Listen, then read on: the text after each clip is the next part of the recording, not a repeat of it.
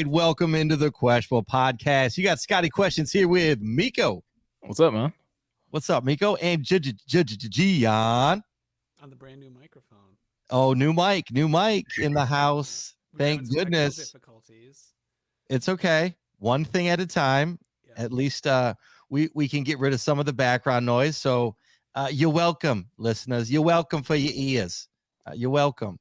So anyway, again, please, thanks for being here today. Please like, follow, subscribe wherever you listen to podcasts. Also, hit that subscribe button on YouTube. Continue to grow that channel. And we're going to talk a couple things today. Recap the Hard Knocks episode 4. We're going to talk about the game. We're going to talk about the Lions cuts. But first, don't forget to go to questionabletees.com to pick up your Lions clean merch because we're launching this live today here. Here it is. Here it is. Here it is. And the back. I don't even know if you can see it. There'll be better images of it tomorrow. That's okay. Tomorrow. Online. Check it out online on Instagram. Also go to our website again, questionabletees.com. That's TEEZ. This is Motor City Dan Campbell 2022 Lions Tour shirt. This is one of many coming. We're going to do 7 more designs coming up each week. Meko's going to hold me to that. So again, please, if you like it, please, again, hit like, follow, subscribe wherever you listen to podcasts and check out our website. We are excited for this launch. We got a lot of interest, a lot of excited people. We got this in the hands of a bunch of people. Also, you'll see on social media. So again, thank you for following. Thank you for tuning in. All right. Now that is out of the way, the Lions Hard Knocks episode 4. I hated it. Tell the people why you hated it. I did not like it because episode 4, I was hoping for more of our stars. I wouldn't know TJ Hockenson is even on the Detroit Lions. I don't know. Haven't talked to him once, seen him maybe once. DJ Chark, Jeff Okudah. Why are we not hearing the Jeff Okudah story? Seriously, he had a decent showing against the Steelers. Why are we not hearing that story? What's that? Instead, we're watching Pimpleton for an episode and Easy, who are both not on the team.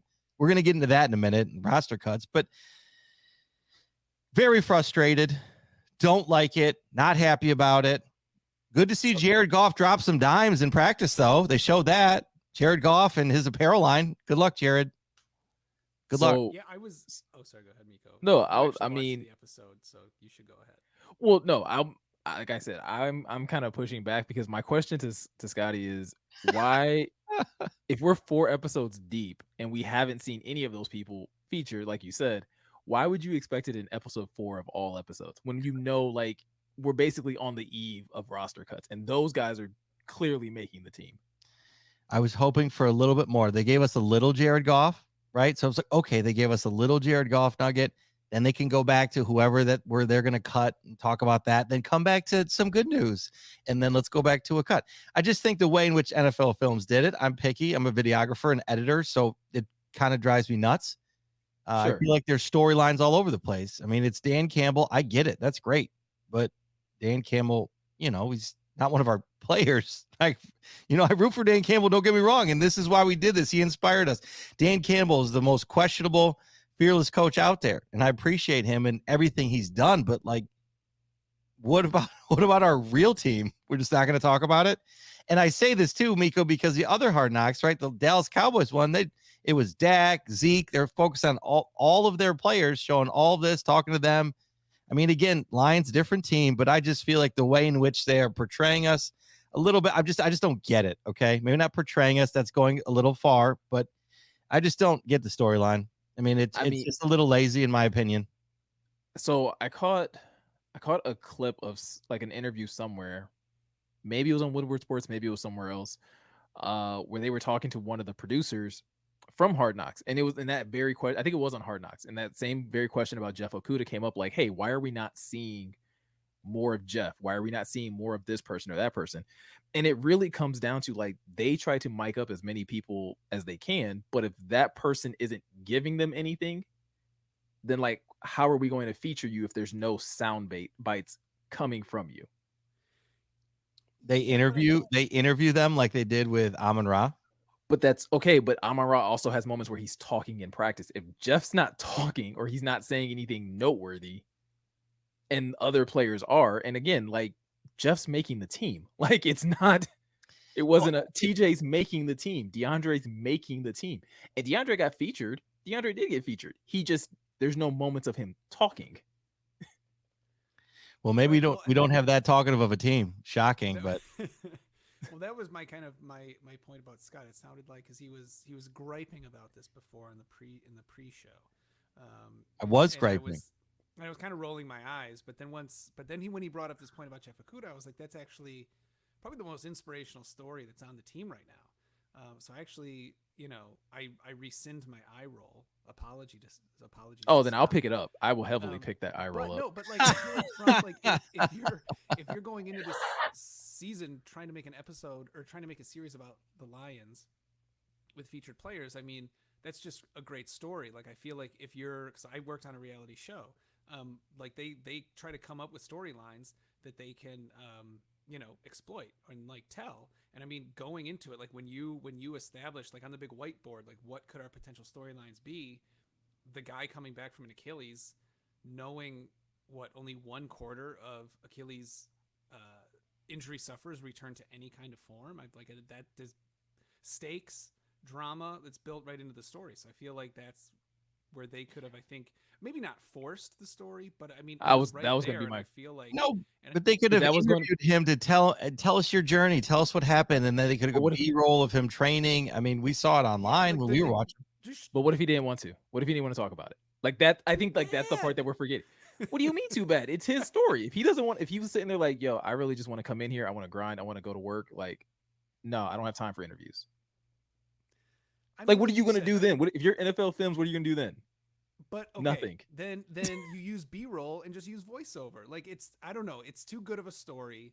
Like you're telling. I don't know. Like they said, they had, like you said, they had as many people mic'd up as they could get. And if you really only need like one clip, like in an episode, just like one little snippet of, oh man, I was training really hard, or because if you have all of his footage, just take footage from his social media. And just intercut that. I don't know. I feel like it was all there. And I feel like the Jeff Okudah was a good point. Anyway, we don't have to go ahead, Meko. I don't think we missed anything out of it. Like anybody that was like actually paying attention to Jeff's story throughout training camp, they knew what Jeff was all about. Jeff wanted to come in. He wanted to work. He was in a competition for the second cornerback spot. He ended up on the team. Like, I don't think there was needed to be like this deep dive into like, so tell us about the journey. He's been asked about it in interviews, and he's talked about it. Well, no. So what's like what are we missing then? It's like I don't like you don't need to interview him about it. Like there's B-roll, Liev Schreiber. Like there's a voiceover narration built into the structure of the episode. You can just show B-roll with Liev Schreiber's voiceover. Like you don't even need to interview him. Yeah, I feel like it was a storyline missed. That's all. Okay. I think it clearly points that it wasn't like there was not enough there footage wise from what they were getting out of him out of practice, from what they were getting out of him when he was interacting with his teammates, where they were just like, we're not going to do that. And I find it ironic that you're complaining about Pimpleton and Easy being focused when I brought this up last week and you were saying, well, no, this is just how the show goes. They're showing you the guys they're making you fall in love with these guys because they're about to get cut. But they don't do it the entire time.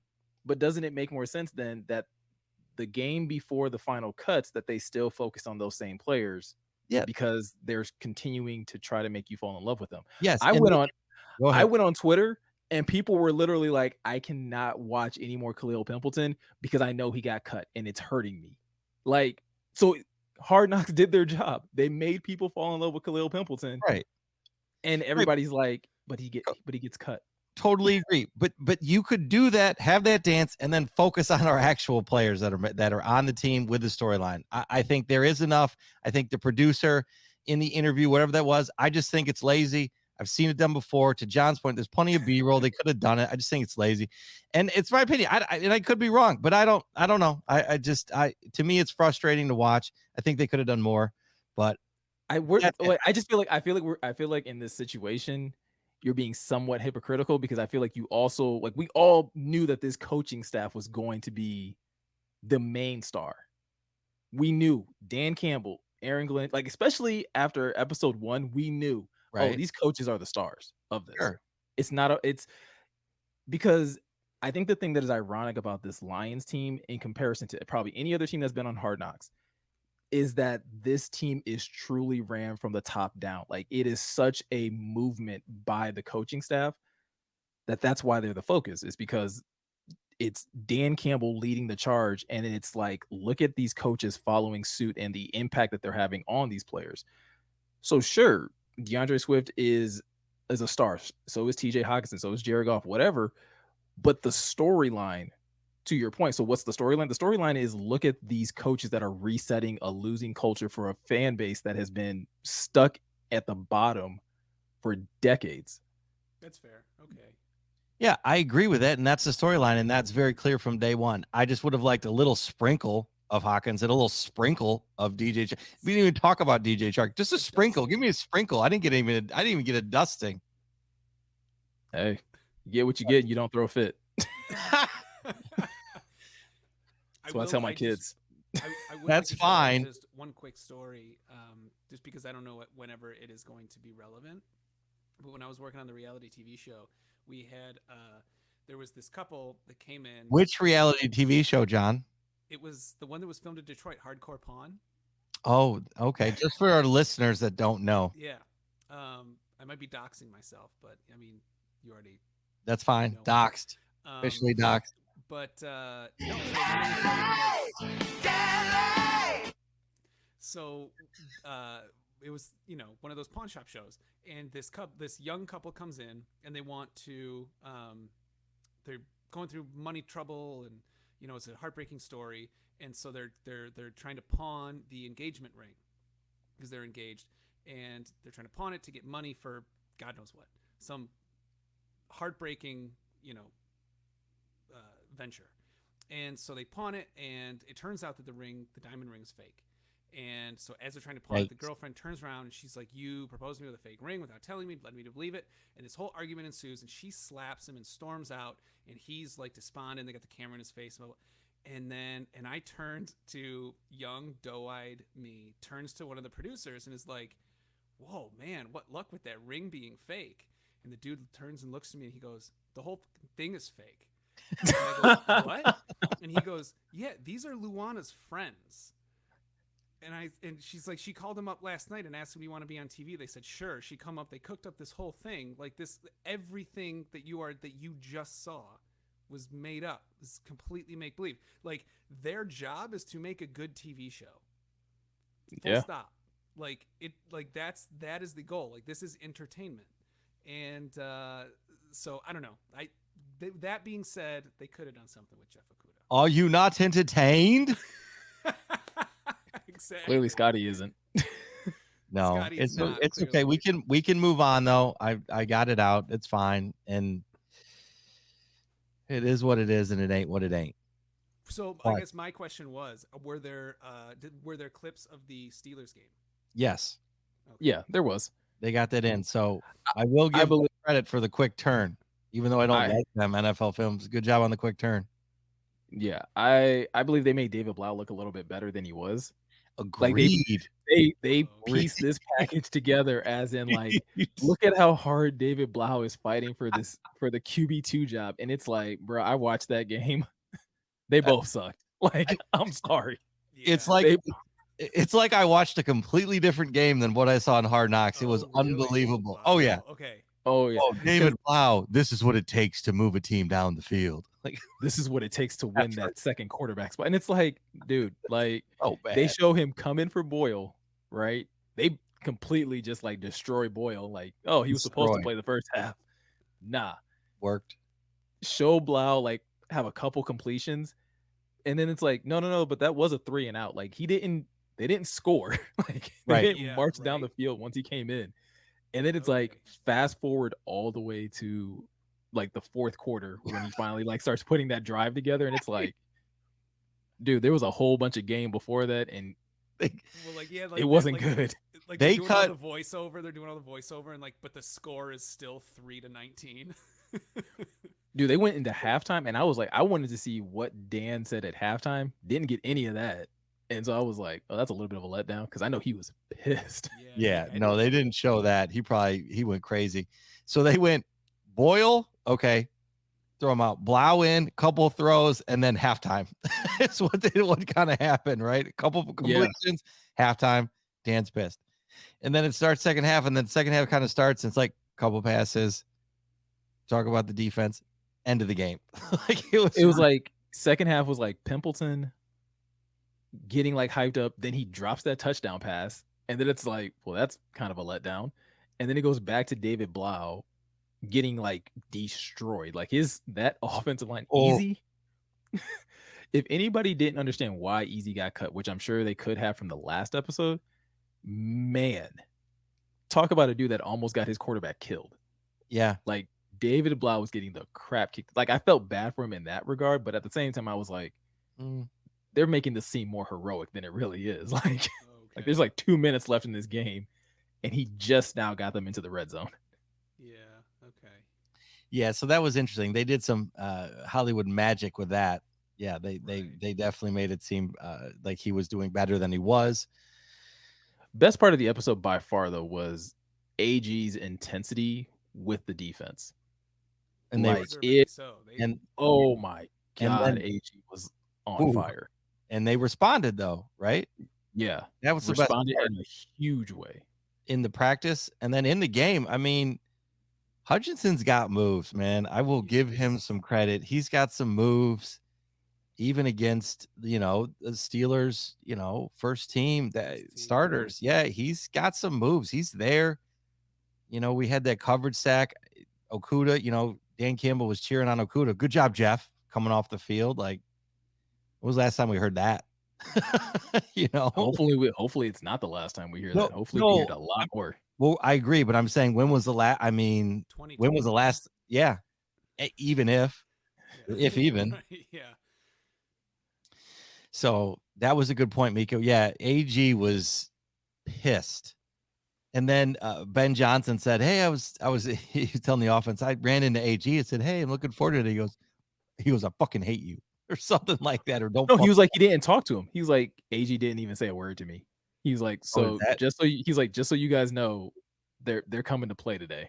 Like letting the offense know. And they did shut them down. Yeah. So I would say like that was probably the best part of the episode, as well as like all the clips that we got of like the collaboration process of them trying to trim down the offense or the roster was great to see how they go about it. To see, I think this is the first time we see Brad in the episode or in the season, and he kind of breaks down the process and how they go about evaluating things. And it was really cool to see that. Yeah, we saw Brad in episode 1 briefly, but this is the most we saw him and interact with Dan Campbell, and then Dan Campbell and Holmes interact with the entire coaching staff, right? Because they had to talk about everybody. And so Holmes explains how much of a collaborative process they have, and then they show it, which is really interesting because I've not seen that before in a Hard Knocks like this. So to me, that was cool as well, that everybody has a say in these players. Yeah. Like all of them. And another interesting point was the Reynolds conversation when they had him up there, and they're like, how upset would we be if we lost this guy? And they're talking about Craig, and everybody and Deuce has the perfect response. Deuce is like, you can cut Reynolds if you want to. He's like, you have a couple offensive linemen that are going to have a conversation about it. Yeah. So it was a really good ringing endorsement for Craig. Craig gets a good amount of spotlight. He also has a run-in with some Icy Hot that doesn't quite go the way that any man would want it to go. He put Icy Hot on his boys, and then it's like sitting there in the game, and he's like, "Yeah, Icy Hot on my nuts." The second half, he goes, "Deuce, like, you all right?" He goes, "No, I'm not. I got it on my boys." And Deuce is like, "Oh, good luck." He's just like, "Okay, like, okay, you got to play through that." Right. Oh, who had the rubber band snapped at him? Jamar Jefferson. Jamar. That was Jefferson. Snap. Yeah. That had not Hilarious, by the way. Yeah, Dan presented that in a cool way too. In the meeting room, he presented sometimes this is a. Yeah, I saw the clip. Yeah, they clipped it. I'll clip you. Yeah, it was. Did you push like 3 different buttons? 2. You got clipped. Anyways, so it was, so the Craig Reynolds thing, that was great. And I'm glad he made the team, right? So we'll talk about that in a little bit here, but he made the team. So good for him. I'm happy about that. I'm shocked about Jamar, but we can get into that. Anything else about Hard Knocks we want to cover? So we can. No, let's just jump into the game because meat and potatoes. Yeah, let's jump into the game that I wish I'd never had to actually sit there and watch. So I'm not gonna lie, I was doing a bunch of yard work, doing some chainsawing on Sunday, and climbing up in those trees, getting the chainsaw. Anyway, so I had bagged up a bunch of giant branches that had fallen down. So I sat down for the game, was very excited, and what did I say? So about like at halftime, after halftime, I fell asleep. It's like I was gonna say he was like you were on a tear the first quarter, like in our group chat. Like Scott was like replying and like responding to every single play. I was going ham. He was like live texting the game that we had already seen. It's not like we were all we're all watching it together. We're all watching it. Yeah, we had already seen it. He's like several hours later live tweeting his own viewing of the first quarter. Well, it's the first game we were watching together this season, and I was excited. I was able to be there live until I saw the game. Yeah, it was not. I think this game kind of boils down to like a couple things, right? The first being the quarterback battle was atrocious. Like it just wasn't. It wasn't what I think any of us thought it would be. I think we didn't think it. I didn't expect it to be great, but I did not expect it to be this bad. I mean, was it even a battle? It wasn't. Boyle just gave it to him. Here, Blough. I don't want it. I don't think Blough really wanted it either. No, that's my point. Is that like I think Meko, to your point, like I think that's what was so surprising is like I think whether it was Boyle or Blough, we talked about how each one has their own set of strengths and weaknesses, and they're both different, and they're each and like it literally could go either way. But then the game time came, and neither of them stepped up. I think everyone was expecting one of them to step up, and neither. Yeah. Did. And that's what was so shocking. Yeah, I think walking into that game, I knew that David Boyle or Tim Boyle had a stronger arm. But when David Blough came in, I was like, does he have a noodle for like it looked like he was struggling to get that ball past 10 yards. And I was like, nah, bro. Like this can't be it. So that was probably takeaway number 1 for me. I don't know what you guys got, but that was like my biggest, like, this is just not good. This cannot be QB2, QB3 for us. So, well, I don't know how you want to do this because, like, do you think we pick one up on the waiver wire? I guess let's go there. Well, because at this point, we do know that Tim Boyle got cut. David Blough is QB2. Do I think they pick up one on the waiver wire? No. Should they pick up one on the waiver wire? Yes, absolutely. Because by Dan Campbell's own admission, which was a QB2, your backup quarterback should be able to help you win games in the event that your quarterback goes down for 2 to 3 games. Can your backup quarterback win you a couple of those games? Maybe not all 2, maybe not both of them, maybe not all 3, but can he help you win a couple? And there's no way. There's no possible way. Those coaches are sitting in that room together and like, oh yeah, after what we saw, David can do that. There's no way. So they should be going out and getting somebody. The reality, though, is what quarterback are you going out and getting off of waivers that you believe can pick up your offense and potentially be ready to play in the event that Jared Goff went down week 1? Anyone other than Blough. Sorry. No, I'm kidding. I mean, the reality is like there's no one that would be able to come in and in 2 weeks, not even 2 full weeks, like a week and a half maybe, be able to digest your whole offense to where you would be able to roll them out in a game on the off chance that Jared Goff got hurt. So your best bet is let David Blough have QB2, but I still believe that they should pick up somebody, and then just, even if it's practice squad, find somebody that you can stash on the practice squad, and their job for the next few weeks is like learn this playbook backwards and forwards, because low key you're kind of QB2. Right. Yeah. And then just cross your fingers that Yeah. Jared Goff stays I mean, that's healthy. literally what they're doing right now, is crossing their fingers and hoping that he makes it through all 17 games. Yeah. Because I completely agree with you. I don't think we're going to pick one up. I think we are going to roll into the season with Blough at number 2 for exactly the same reasons that you just stated. I think we're going to draft one next year. I think that's the plan. And yeah, that might come, like, that's a kind of a bitter pill to swallow at this point, just seeing how bad they both played, and just in the back of our mind, knowing how screwed we are should Goff go down. But yeah, I don't really see us picking up one on the waiver wire.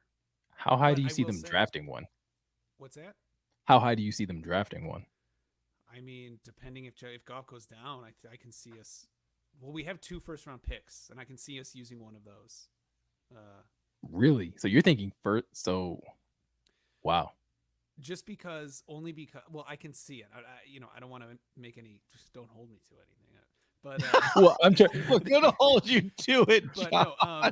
Don't hold But me I to will it. say, I like Goff Going to. becomes like very. I mean, depending on how he plays, you either have to make him a very, very highly paid, quarterback, or let him go.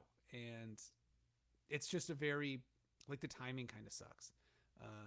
Whereas if you got one, last year, as we talked about, he has this whole season, but that's not an option. So I don't know. Again, as Brad and Dan have said, if their guy is there, they're going to get him.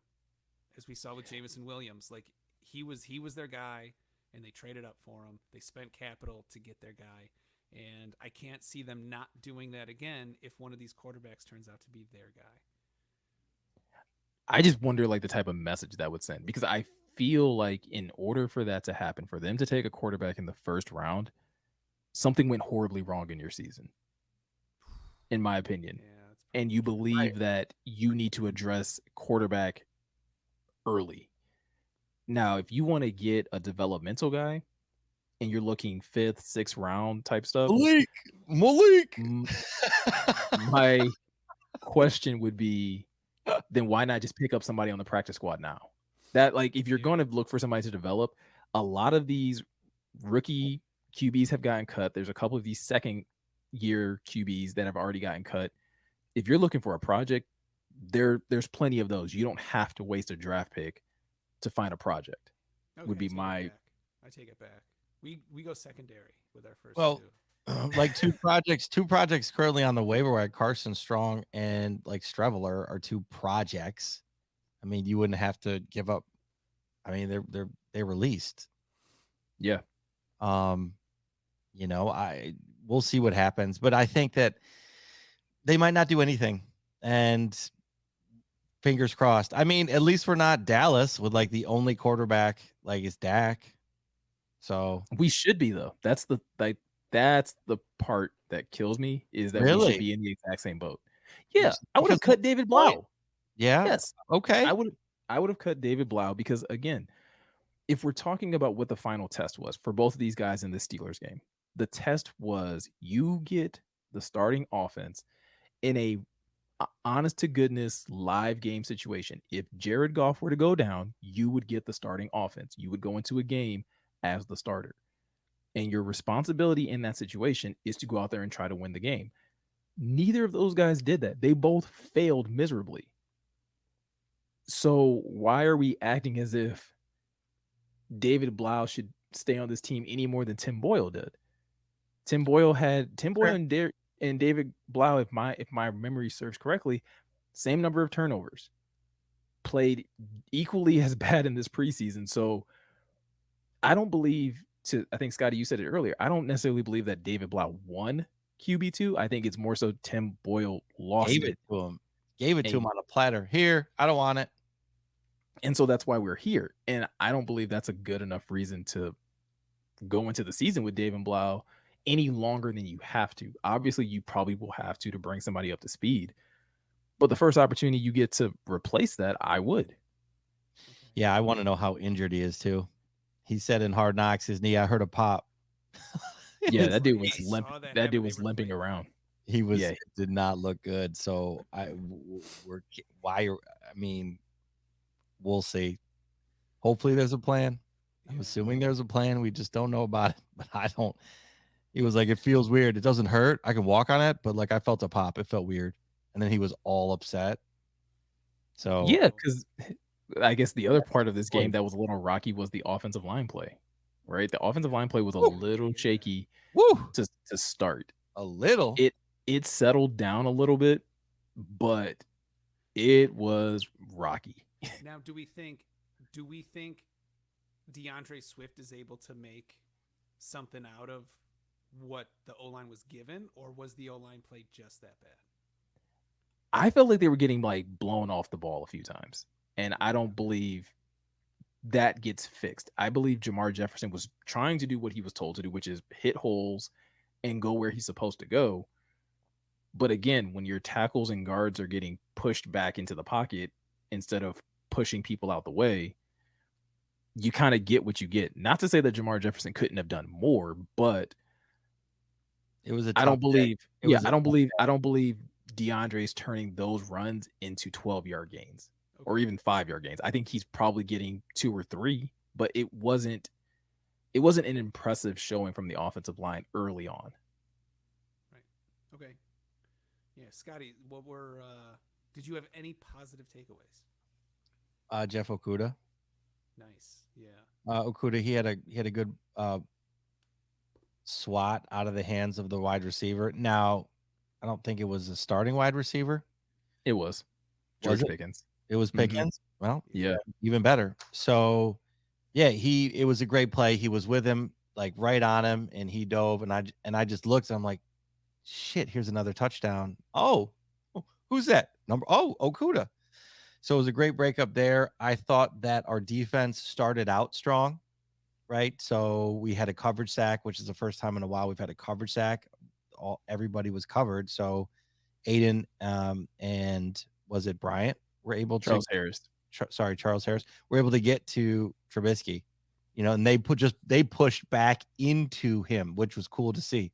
Like they pushed their O-line into Trubisky and then tackled him. So that was exciting, especially after the Hard Knocks practice before when the defense was playing well. So that makes sense that they started out well. But Najee Harris, though, I mean, that he's talented. Yeah, but we held him to 56 yards. We did, but he looked good. I mean, he was popping off the screen. I'm just saying, like, he looked good. Still 56 yards. So, right. But Rodrigo played well too. But yeah, that's kind of it in my opinion. Boy, yeah, not a lot of takeaways. I mean, Blough with his shovel passes, those are dangerous, but he got 2 of them done as he was falling down, right? One for a touchdown, but like that's just like, to me, that's like, what is that? That's annoying is what it is. That's because so dangerous in the real game. They're grabbing that. That's not. Well, I'm not a fan of rewarding flukes, right? Because that's not a quarterback play, right? Like that's a grasp at desperation.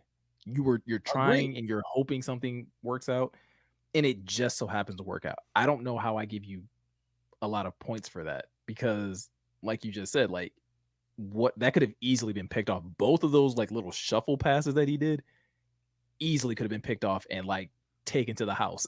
Yep. So, and they will now because it's on tape, so they know he's going to do it. So just if you're around Blough, be ready for the ball.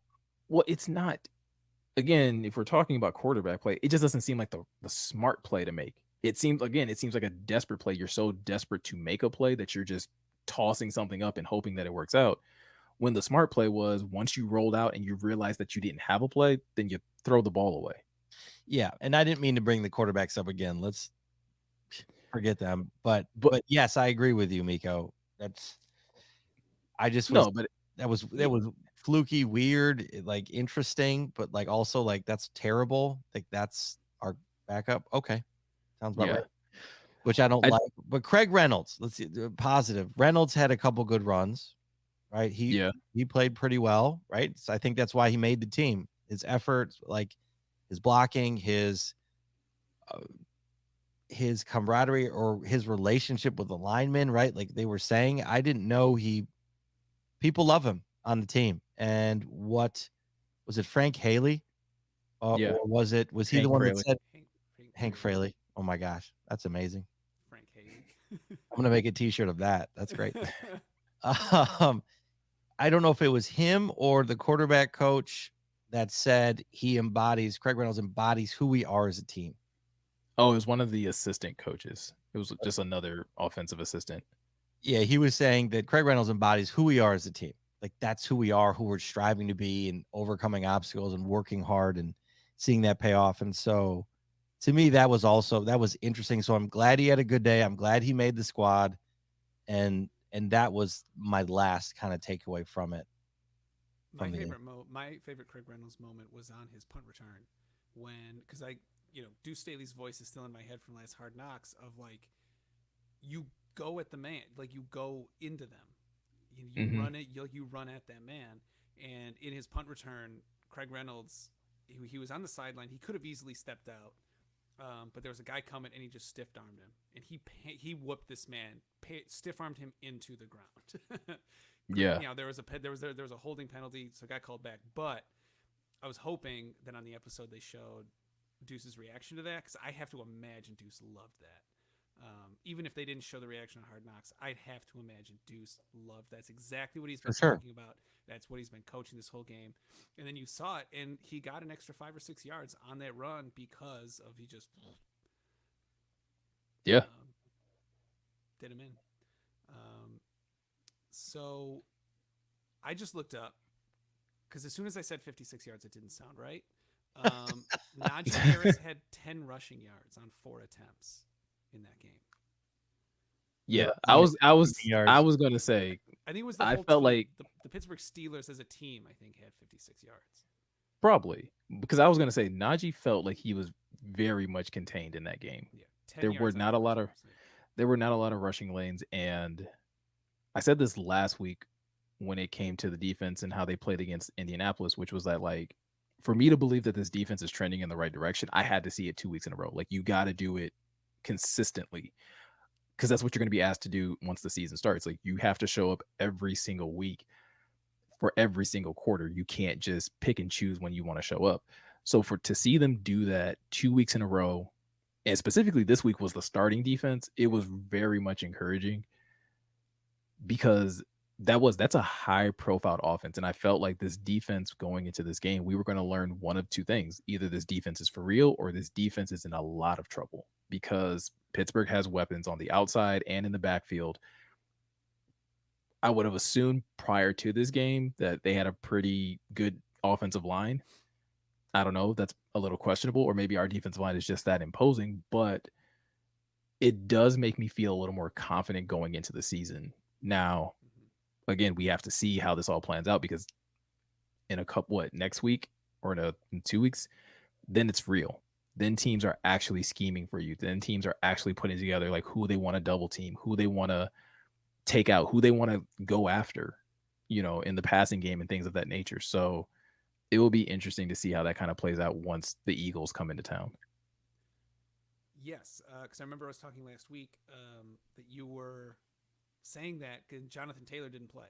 Their RB1 didn't play. So great that we stopped the run, but it wasn't starters. So it was great to see starters on starters, hold them to 10 yards. The defense was a highlight for me, kind of in general. Jeff Okudah, obviously there. I loved that 2 weeks in a row now, talking about consistency, the defensive line getting holding calls, because they're just not giving up. So they're forcing these holding calls. I think Hutch got one, forced one, Harris forced one, and then late in the game, I think Brian forced one. So that was fantastic to see. Just, I think, and we talk about infectiousness, how behavior and attitude can be infectious, and I think, Hutchinson and Harris are feeding off of each other in that regard. Taylor Decker talked about how Harris says nothing during practice, but just works harder than anyone. And I think Hutchinson probably really respects that, and so I think they feed off each other and have that same play style, the relentlessness. So that was great to see. And my last positive takeaway was I'm so glad none of our corners got clowned by George Pickens the way he clowned that Seattle Seahawk. No, he got us too. He did? When? Will Harris. Will Harris. Well, I mean, I'll just send you the clip. Yeah, no, he full on. Okay. He chucks Will Harris so to if the it's ground. gonna happen to anyone, I'm fine with it happening to Will Harris. Man, yeah, I was thinking the same thing once the game ended. I was like, all right, no clips of George Pickens just deboing any of our corners. Went onto Twitter, and I was like, oh, there it is. There it is. I missed it. Straight Debo. Okay. Any negative takeaways, Gionne? Yes, I guess I just wanted to throw it back. So, like, what do we think? Obviously, Boyle and Blough played absolutely horrible, and we were without Jamal Williams and DeAndre Swift. How much of a difference do we think? What's the final score of that game if they played the first half? And Jared Goff? And Goff. Or let's just say both, either or.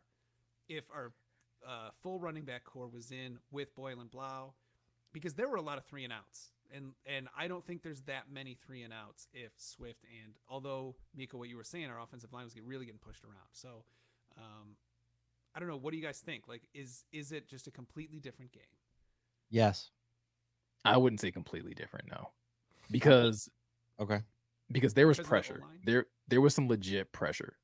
Like, these guys didn't handle it well. Boyle and Blough did not handle it well, but there was some legit pressure, and I don't believe Jared Goff is going to handle that pressure any better. He's not a mobile quarterback either.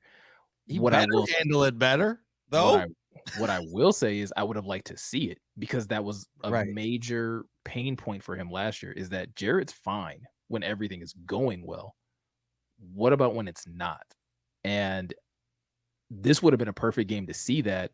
I get it. There's the injury risk, a la TJ Watt and Najee Harris both getting hurt in this game, but it still would have been interesting to see. And Deontay Johnson also got hurt. It would have been interesting to see, because that's just that we've literally only got to see one series of Jared Goff all preseason.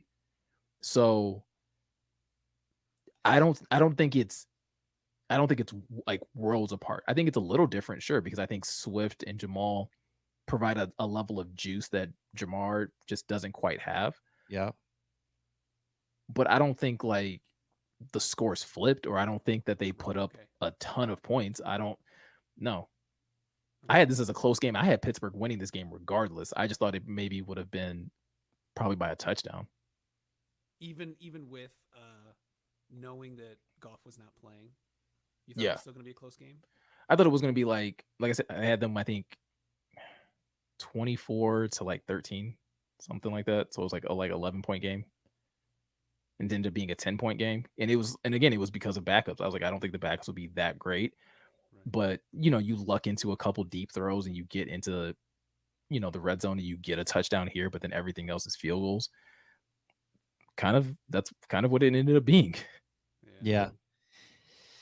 Yeah, to me, it's a Jared Goff confidence tour 2022. Yeah. Like, just leave him out.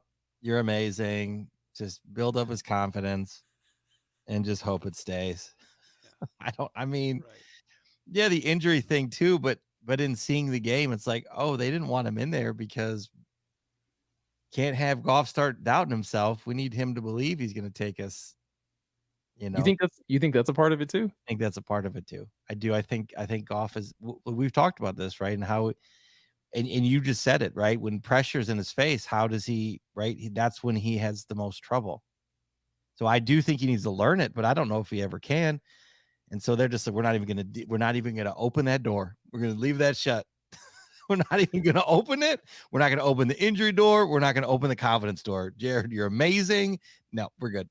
And it's funny, like, okay, we're going to play our starters, right? Tomlin, right? Okay. Well, 5 of our starters aren't playing. So not 5, but 3. 3 of our starters are not playing. Thanks for playing. That I If I really was hope. Tomlin, Not. I'd be pissed a little bit. Why? You're Well, if he said if you had an understanding that starters were going to play, and then you don't play 3 of your starters, I mean, I would be a little like if they had a conversation. And again, I don't know the conversation, but if the conversation was we're playing starters and you don't play your starters, yeah, but I'd I be a think little annoyed. I would assume that Mike Tomlin knew that he wasn't going to start Jared Goff and his running backs because we knew that he wasn't starting Jared Goff. That's fair. That's fair. So, but I would be, if your theory had any truth to it, I would be very concerned about Dan Campbell's coaching style. If you are that concerned about Jared Goff's confidence that you're keeping him out of preseason games, then that tells me everything I need to know about the quarterback situation that you have.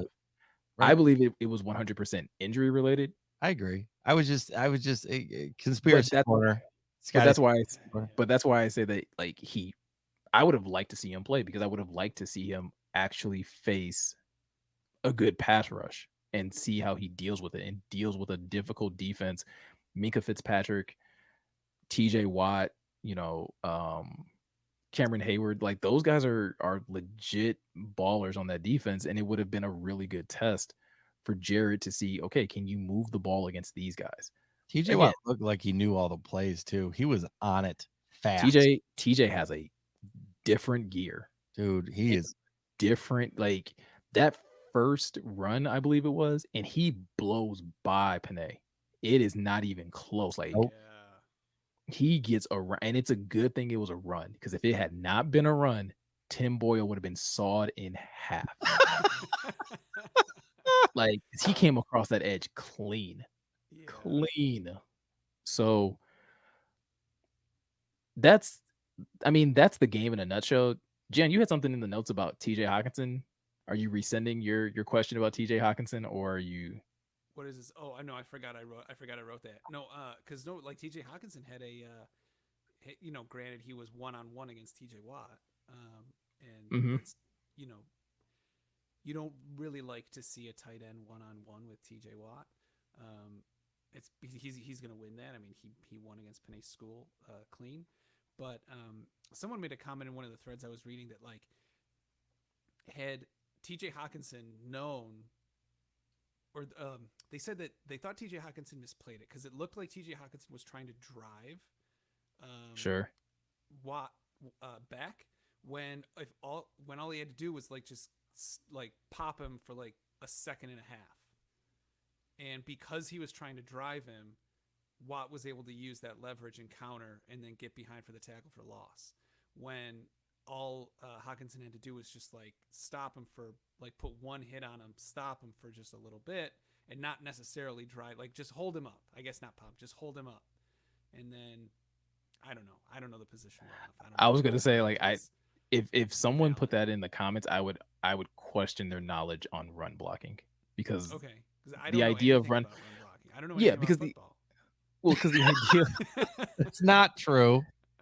The idea of run blocking, like that is not like you are not just trying to pop somebody and then like hope they don't move, right? Like the minute they diagnose it's run, they are trying to get around you, which is why they teach you to drive them back, right? To drive them off the ball.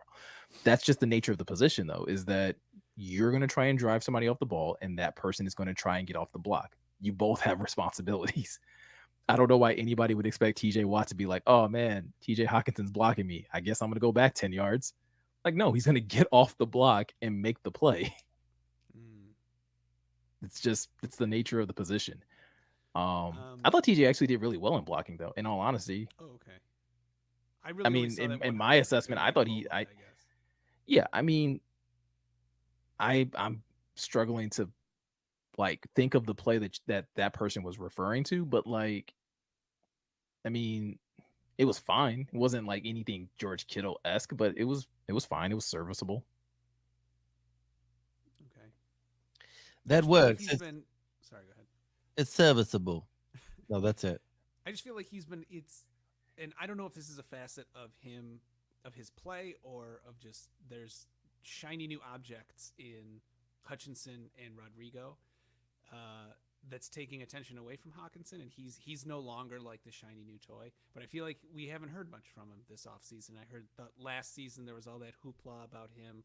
Oh, he did tight end university with Kelsey and Kittle and did all this training in the offseason. He came back. Oh, he looks so much stronger. And oh, he looks so good. He's coming off. He looks so fast. And we heard a lot about him last offseason or last preseason. And Sure. this season we just haven't heard that much, and I guess that's more of what I'm responding to, and like just the media narrative, and maybe that's a factor. Like I said, maybe that's a factor of he's no longer a novelty. I think it's more so to do with, in the same way of like DeAndre Swift and some of these other guys, it's like you kind of know what you're gonna get. You kind of have an expectation that TJ has a couple years under his belt, and it's the biggest thing for TJ is staying healthy. But when TJ is healthy, TJ shows up. TJ does his job. You know, he makes those tough catches. He helps move the chains.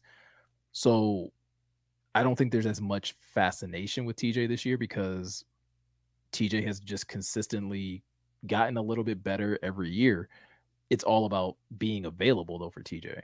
So if he can play 15, 17 games, I mean, obviously the goal would be to play the whole season, but if he can at least play 15 games, then great. You know, I think TJ would be in line for like a breakout season statistically.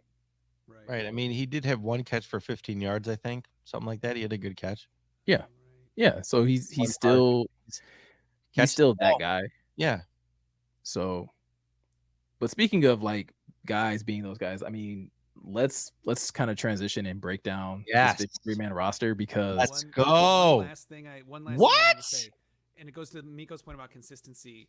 Deshaun Elliott consistently continues to be just annihilate people.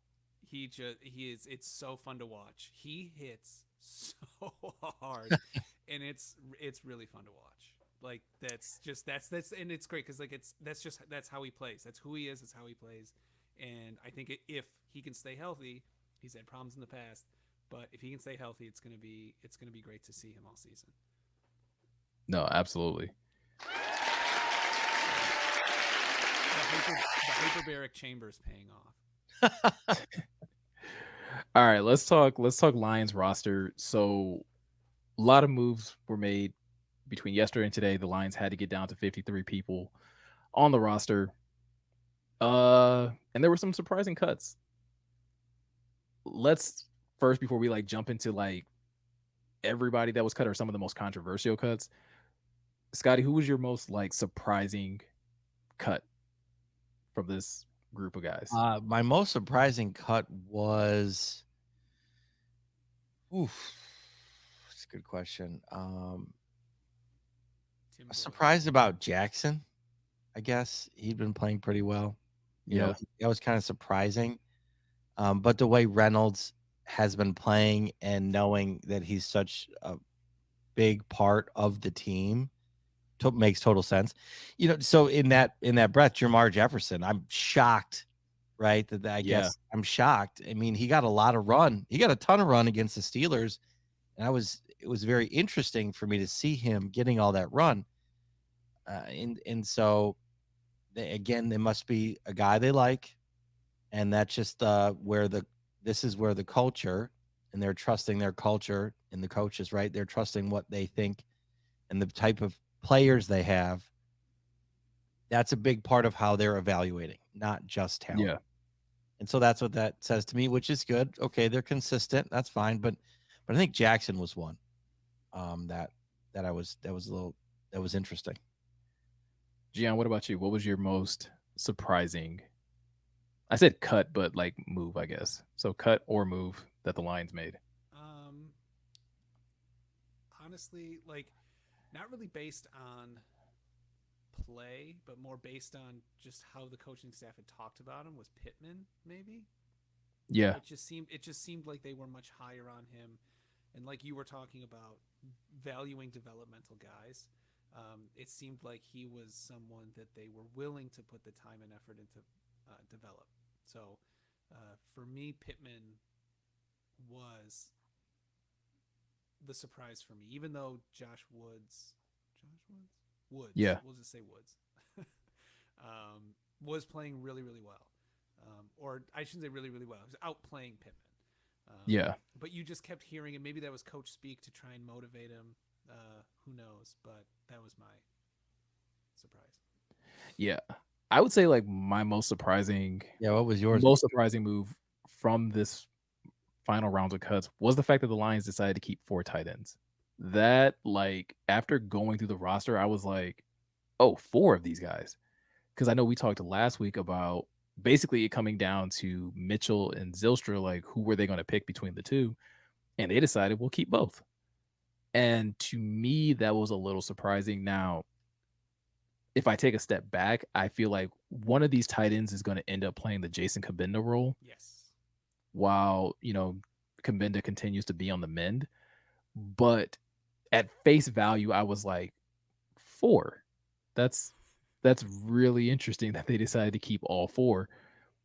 Mainly because I feel like, well, I don't know the order, but I'm going to say the first 3 seem fairly similar. TJ Hockenson, Brock Wright, and my third would be James Mitchell, seem to have a very similar skill set. They seem to all be really good pass catchers, but like average to above, at like slightly above average blockers. Like none of them are great blockers, but they're all like very serviceable.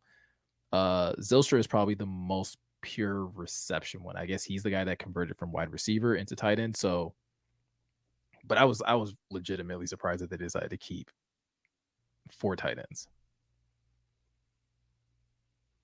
Yeah, that's a really good point. I'm looking at them right now. Hockenson, Mitchell, Brock Wright, Shane Zylstra.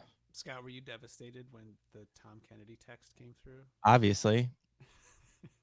Were you as livid as some of the other people? Because there's a lot of people that are upset about the Tom Kennedy thing. No, because he didn't show up against the Steelers.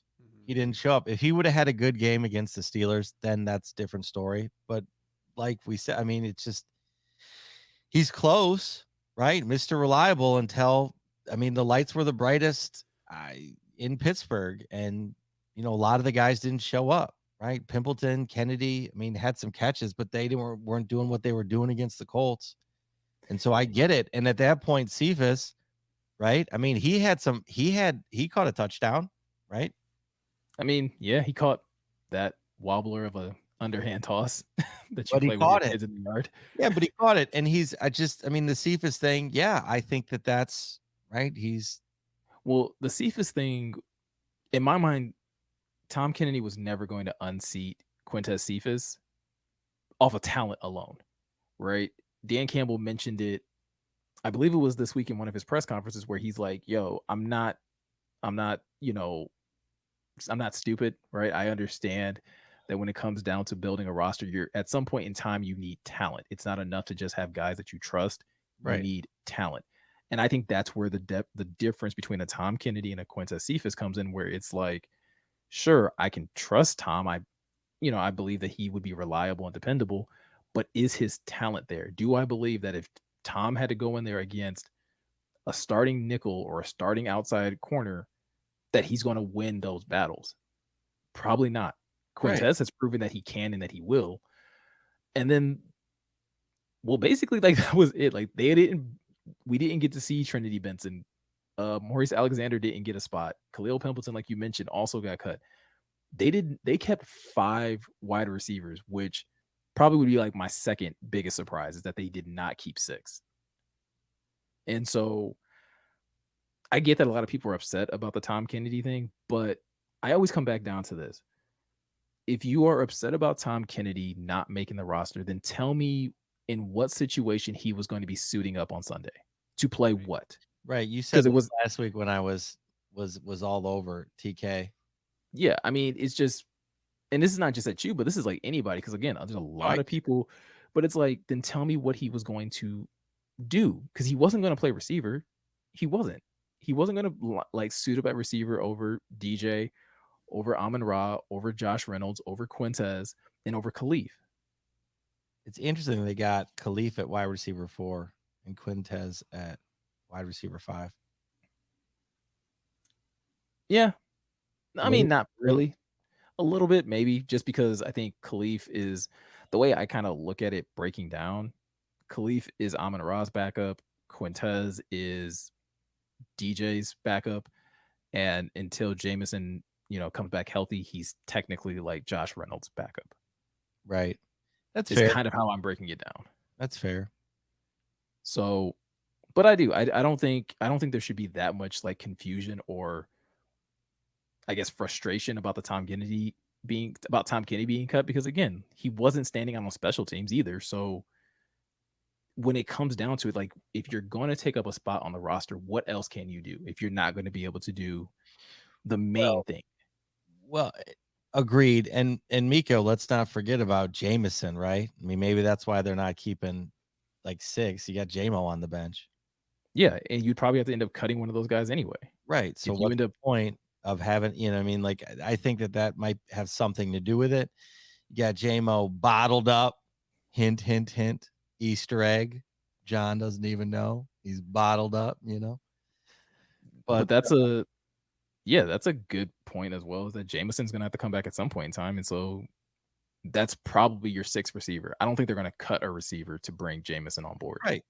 There's no point, right? I mean, and then the other thing too is who's going to clear waivers that we can get back. I mean, maybe they think that, again, to my point of Jackson being cut, maybe he'll clear waivers and they can get him on the squad. You know what I mean? Like maybe Kennedy clears again and he doesn't get signed. Now, like I said, Hard Knocks, teams are seeing more footage than they would of the Lions and the players that they're cutting. So we'll see what happens there. But I'm curious who we can get back on the squad that clears waivers. So that's another thing too. One thing that is very interesting that Yep. I read, I think I texted you guys this. I was just going to say, but go ahead, John. Yep. That the waivers don't work the way they work in fantasy football. Which is weird. Which is it's crazy, right? That real life is not like right. Football. What? But so the Jaguars are first on the waiver wire. If they put in 4 waiver claims, they get all 4 of those. Yeah. And until their waiver claims are gone, then the Detroit Lions go. And if the Lions claim 10, then we get those 10. So that's how it works. I just learned that this afternoon. So that's cool. Yeah, I think that's going to be interesting to watch, again, in how they decide to build, if they decide to make any more movements on the roster, or if they decide to, or how they decide to build their practice squad. Are there guys out there that they're like, oh, we want that guy, we want to bring that guy in and get a closer look and try to figure out if there's something there. Armon Watts. Listen, there's guys. I saw people going crazy on Twitter, especially over quarterbacks. Like every quarterback that got released. Yeah, they were doing the same thing on Reddit. Just everyone who got cut. Yes, please give it to me. Give it to me. Yeah, and it's like, dude, like really? So, I'm curious to see if the Lions put in any waiver requests. I think the big one that we're probably all waiting to see is Malcolm Brown. Yes. Right. Yep. Yeah. Although is he waiver or would he have to be traded? No, he was cut, so he's available to be re-signed. It would be interesting to see that if they decide to go that direction, but I don't know if they do, because low key, I like the defensive linemen that they have. I like the interior guys that they have. I like, obviously, Mac is, number 1 with the star next to him. Obviously, Levi's dealing with some stuff, so we'll have to wait and see. But then Brocker's solid. And then I've been really impressed with Isaiah Bugs and Demetrius Taylor. Like they've been very, very impressive. Yeah. And I don't think it would be right. Now, this is all about football and it's all about winning games and it's all about talent. But those guys proved it. They went out on the field game in, game out, and they proved that they could do the job and that they could help elevate this defense when they were holding the Colts to such low rushing numbers. Like that's Demetrius Taylor and that's Isaiah Bugs. I believe you let those guys compete for that, compete for reps and snaps until they prove that they can't do it. So is there anyone that you would, quarterback position notwithstanding, is there any position that you are looking at with that tasty number 2 waiver? So ridiculous. gun to my head, it's between linebacker and safety. Okay, Linebacker and right? safety. Yeah. Yeah, there were a couple linebackers that I saw that were like, oh, that'd be interesting to see if, you know. All right, so Chaz Surratt that got cut by the Vikings was a guy that I was really high on last year in the draft. He was a newly converted linebacker, played quarterback at North Carolina first, and then switched over to play uh, linebacker like his last 2 years or something like that. That's a guy that I'd be interested in bringing in and just seeing like, hey, does he have what it takes to play the position? I don't know if he only plays middle. I don't know if he can play will or something like that, but that'd be somebody I'd be interested in. Like if the Lions put in a waiver claim and got him, I'd be like, oh, that's some intrigue right there.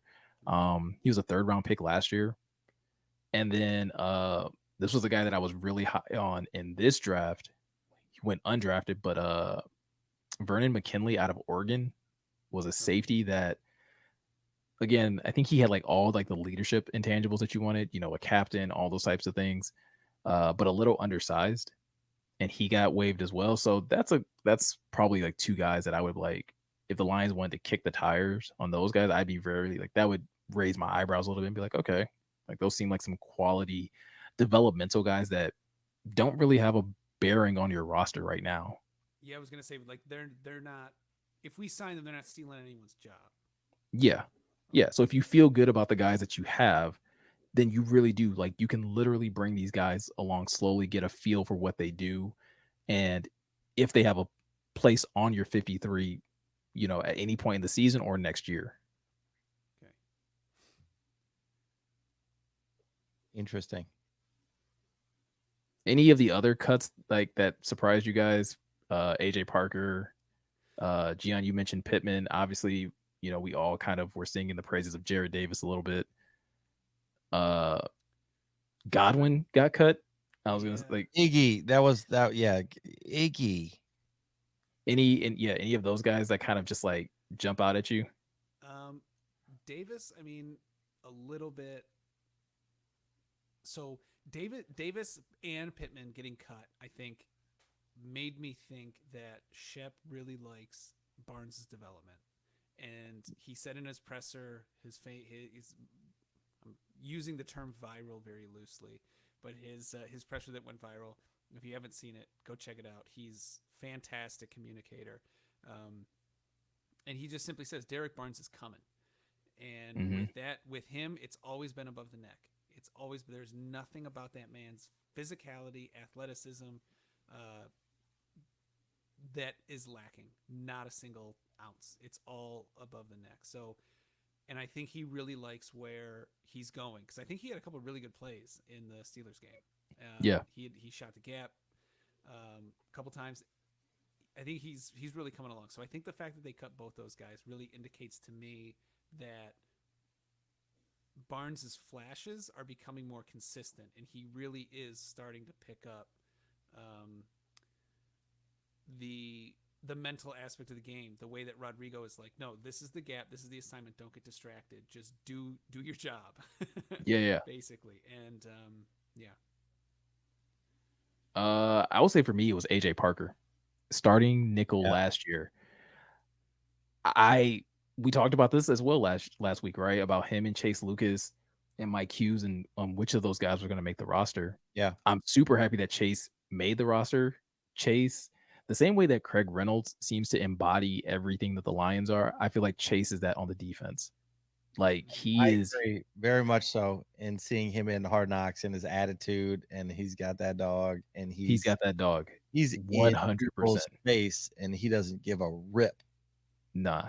Yeah, I always like one thing that has been cool about watching Hard Knocks is like you see certain guys in certain elements, and you're like, I could probably hang out with that guy. Chase seems like one of those dudes. Like I could kick it with Chase on the pod, bro. I would kick it with Chase like any day of the week and just like whatever, right? Like dude seems super, super cool, super chill. But yeah, until he's not on the field. Until you're in between the lines. Hey, and that's what makes me like him even more, right? Like he can flip that switch is so dope to me. But yeah, AJ Parker getting cut, like outright cut, was a huge surprise to me because He was a starting nickel last year, and he played really well, and I think he played really well in camp. But the thing that I take away from that, from him being cut, is that Dan Campbell is very much true to his word. When he says things, he's very honest and open about those things. He had mentioned in his press conference, like, hey, there's going to be guys on this roster that are going to get cut, and it's going to hurt because they did everything we wanted them to do, and they contributed last year to our team, and they contributed to us, playing the way we did. AJ Parker, Godwin, Pittman to an extent, like those guys did those things last year. They played special teams. They played on defense. They did a lot of the things that was asked of them, and it's unfortunately the competition was just a lot stiffer and a lot tougher this year, and it just wasn't enough. Yeah, I mean, I agree 100%.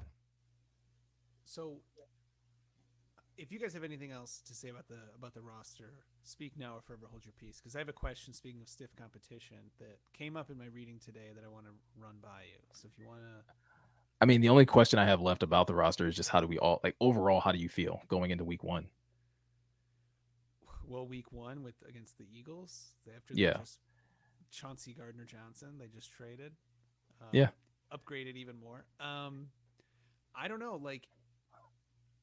It was funny. We were going into the preseason. We were talking about how if all things go right, this offense should be pretty electric, and the defense is still going to be lacking, but that's fine. We know that this is, year 1.2 into a rebuild. We're not even into year 2 of a rebuild. So yes, there's going to be holes. There's going to be weaknesses, but the offense looks pretty solid and should be able to outscore the defense, at least much more so than last season. And then that first series happens against the Falcons, and it looks like, okay, this is it looks like this is how it's going to be. And then the Colts happen, and then the Steelers happen. So it's not, and it's kind of a bit of a role reversal, where the defense has been the side of the ball that's really makes you raise your eyebrows, and the offense can't score against the Steelers. Again, Goff's not playing, and Swift and Williams aren't playing.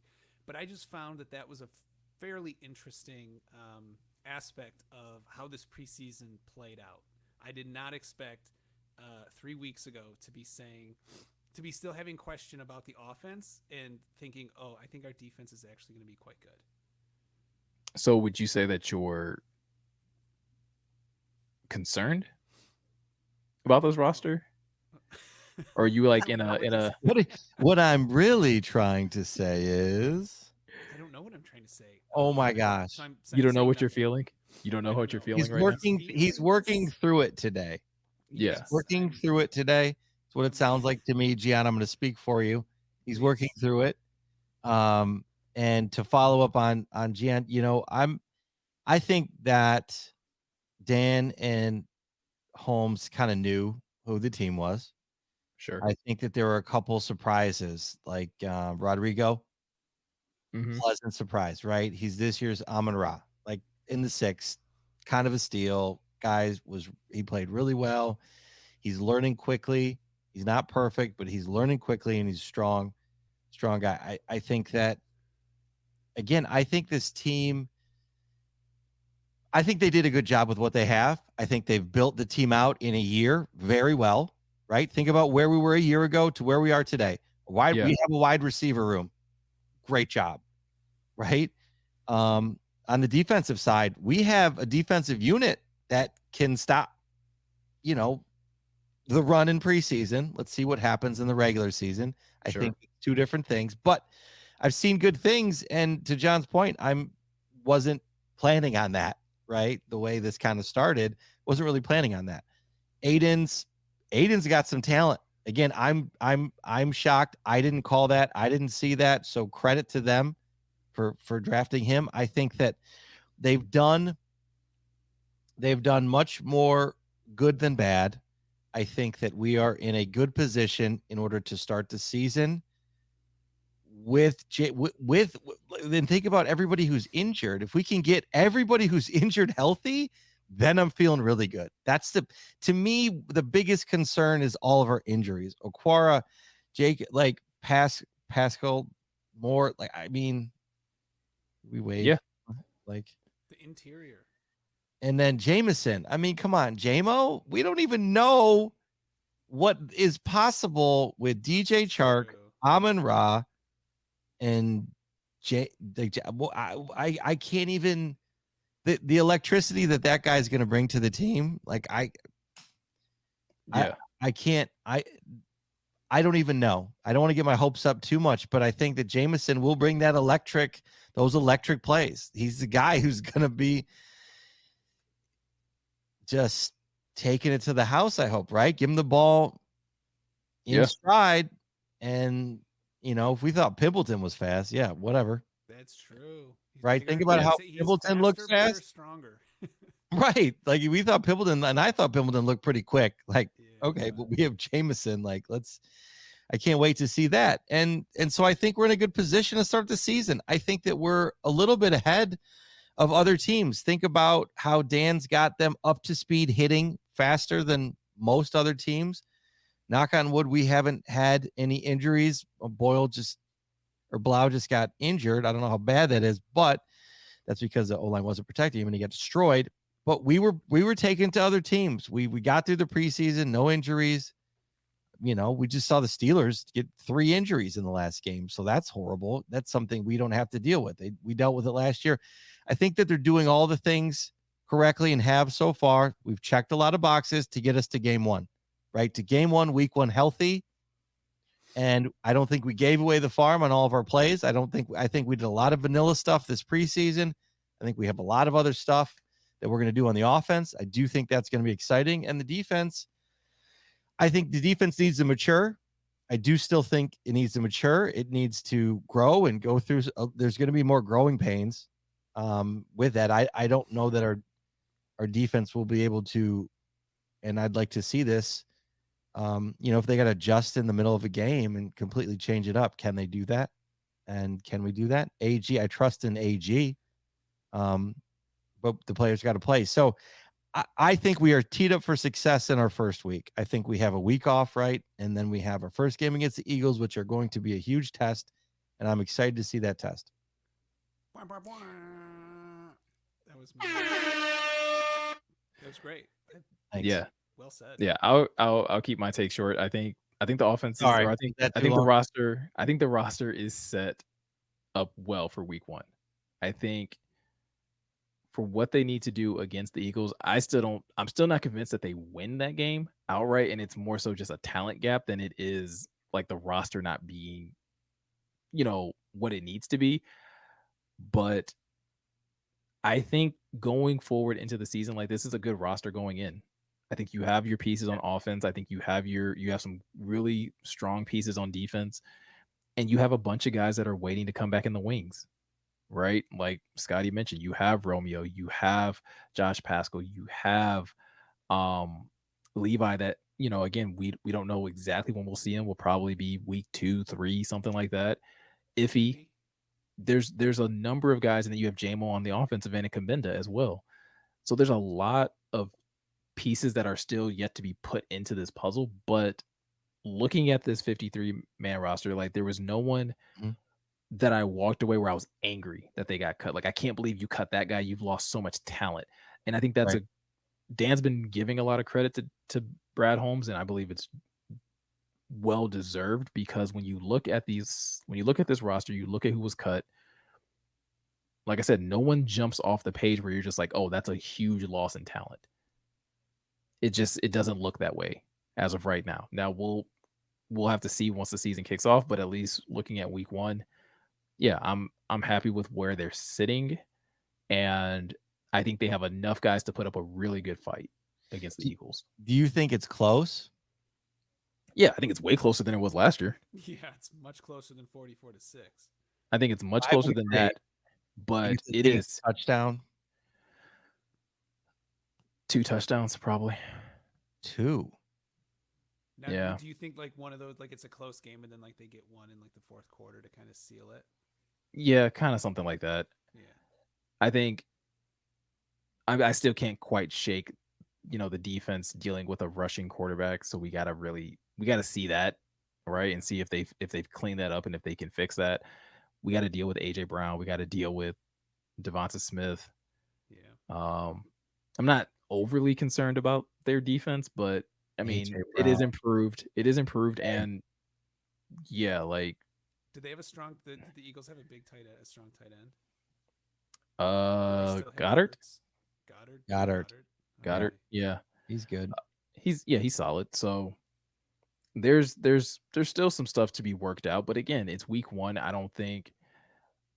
I mean, we can talk about this more next week, but I don't think no matter what happens in week 1, short of them just getting shell shocked and just it's a repeat of last year, I don't think there's any like huge takeaways. I think the goal is to see this team fight, and hopefully it is a 1 to 2 score game, and we see a lot of really good things from both sides of the ball. Yeah. Agreed.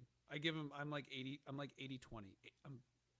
I think 80% chance they lose. 20% chance. Yeah. I think that's where I'm at with it.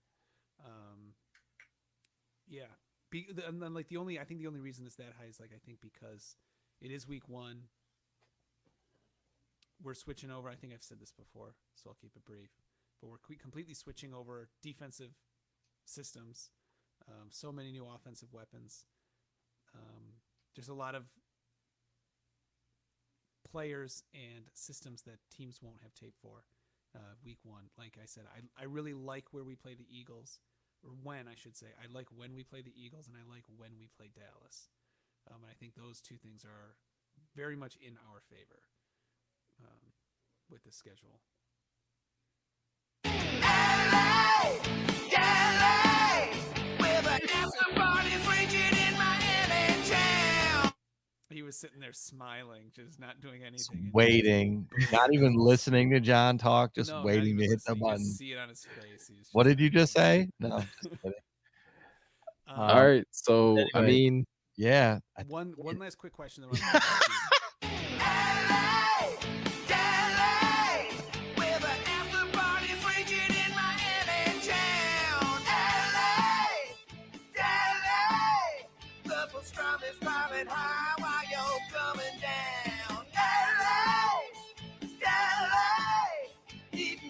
We definitely don't need that much of the song for the fourth drop of the episode. We do though, because you wanted to add on, so I added on. I guess we can talk about it next week. Now that I'm Scott fine with that. used up half of the episode playing LA Deli. No, please make your point, John. I didn't mean to ruin that. Please make your point. It's just a question. Up until it feels like a week ago, they've said the NFC North is really up for grabs, and the Lions are in a good position to kind of go from worst to first. And as the last 3 weeks have kind of progressed and this preseason is worn out, you have now a lot of chatter about how Green Bay has a top 3 defense, just period. So a lot of potentially their losses at wide receiver can be mitigated by just how solid their defense is. And then you have Rich Eisen on his most recent top 5, sneaky potential playoff teams. Lions were on there at number 4, but number 1 was the Minnesota Vikings. And he talked about just Dalvin Cook being still one of the best running backs in the game. Yeah. And just that they are overall, had like the Lions, they had a ton of injuries, and at their core, they are a very, very talented team, new coach. And so they are very much poised. And I feel like the narrative has been for months now that the NFC North was up for grabs, and maybe it still is, and just it's stiffer competition than we thought. But it really seems like, oh no, it's not up for grabs if the Packers have a top 3 defense and the Vikings are, going to have this return to form. So I just wanted your opinions on what do you think about just the division in general? I would have much rather have saved this for next week Because I think it is a good question. I just Well, think we it's a just- long conversation. Let's just put a pin in it then, and I'll do more reading because I haven't researched or read anything about this. But Put a pin in it. Yeah, because I cliffhanger think listeners, because I think there's a lot that can go into that as far Tune as in not next just week. like the NFC North and the NFC in general. Like I think, yeah, Of course, John drops a bomb at the end. it's a good teaser for It people is. to tune in next week. Tune in next week. Teased. Consider yourself teased. Great, we're done. All right, that's it, fellas. Right? I think we covered a lot. I think that was good. Oh, wait, there was one more. No, I'm just kidding. Oh my, you got me kidding. on that one. Nice. Yeah, so I think that's it. And then next week is the last Hard Knocks Tuesday, correct? Yep. Last Hard Knocks. And then we can get back to our normal time of recording. Normal time of recording, regularly scheduled programming. Fantasy football starts next week as well. First game is Thursday. Rams play. Who do the Rams play?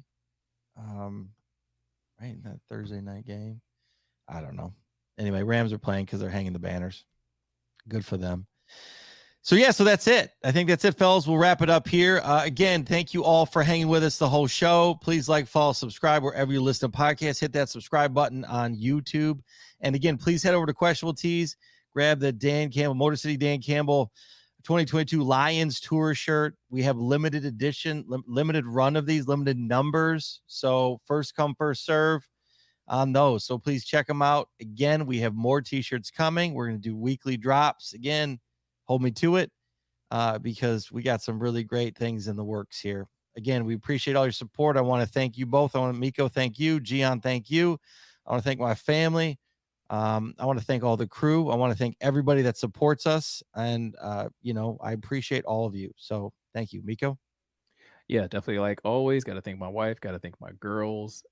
Thanks to you guys. And like always, a huge thanks to everybody that likes our videos, that comments on our videos, that has subscribed to the YouTube channel. We appreciate you guys. And again, if you go out and you buy our merch, we appreciate you even the more. Not that we don't appreciate If you want to feel even more appreciated, spend your money. Well, I mean, it's worth it. It's worth it. It's worth it. You will like seriously. Fantastic. Turtle and Drama from Entourage. They said it's the coolest NFL t-shirt that they've ever seen. You will not regret these t-shirts. Any of our t-shirts, honestly, they're comfortable. They're comfy and they're cool. They're different. Mm-hmm. John, we need to drop this in the sub. Yeah. Do it. So excited, not. Yeah. All right, Gionne. The Rams play the Bills on Thursday night. Ooh. Yeah, that'll be a good game. Thank you for checking on that. Yeah, absolutely. I'd like to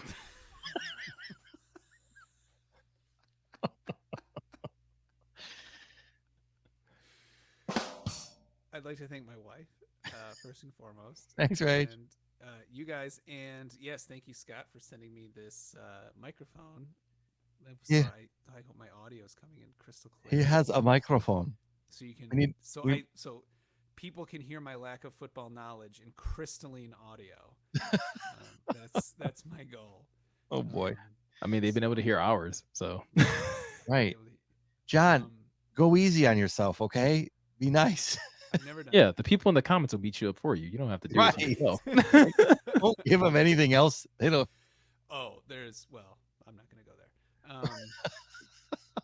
I'm not going to go back to last episode if you're looking for new things to beat up Gionne about. Yeah, there's some good stuff at the end. Yeah, there's some good ones, some nuggets. And I think that's it. I thanked you guys and my wife, and we're good. My sister, my parents. Wouldn't be here without them. Great. Love it. Appreciate it. All right, you guys. I think that's it. We're going to wrap it up. This is the Questionable Podcast. Out.